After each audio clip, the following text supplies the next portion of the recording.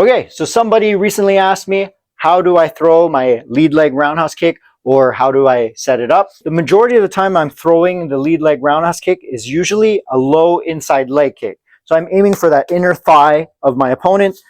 So I'm throwing it from here. So I have to be in the right range to do that. This normally is when my opponent's lead leg is facing me here on an angle, because we're maybe in the same orthodox stance, and I'll throw it from here. Now, you have two ways of doing it. You try to either time it where you don't have to position yourself, you're already there, you just pivot your rear foot, and then you land that kick. But you can also step in if you need to close the distance, like so, where I slide in a little bit, but that risks being telegraphed and your opponent reading your movement, and they might move out of the way. I try to practice just being able to throw it from the range I'm at. So I find the range. Where can I land the strike? So here is ideal. I'm trying to land with this part of my shin. A little bit of the instep might land, which is normal, but I try to practice from here, pivoting my rear foot so I get that range.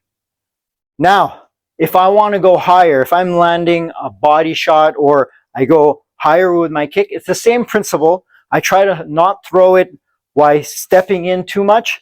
I try to learn how to throw my lead leg roundhouse kick with very minimal movement. Again, the reason I'm doing that is because I'm trying to not telegraph the kick, but it's just good practice to get the mechanics down. And then as you get good at that, then you can step in for a little more power. So again, I just practice. If I'm aiming, in this case, this would be my opponent's liver. I'm trying to throw it from here. I pivot and I try to chop my leg up, driving it here almost to the side. So another thing that you can do is step off as you throw your kick. So if I do step, most of the time I'm not actually stepping forward to do it, although that gets me closer. I tend to step off to the side so that I can get it across, and this way I'm out of the way of this danger, but I make sure my hand is up to protect myself in case this one is coming through. So you can step off to the side and land that kick as well. It's a nice deceptive shot too, because you're moving off this way, but you're landing it that way, and you get all this target available. So again, you can mix it up. Try practicing the lead leg roundhouse kick without stepping in.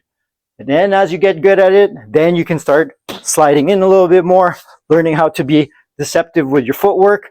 But ideally, if you really want to land it, it's one of two things. It's either from timing it because you see your opponent move and the target's there, or you want to set it up too, so I can throw my strikes and then land that lead leg roundhouse kick. As you get better, again, you can start learning how to do it with the step in, or you also have the switch kick, which is another variation of your lead leg roundhouse kick. So try that out.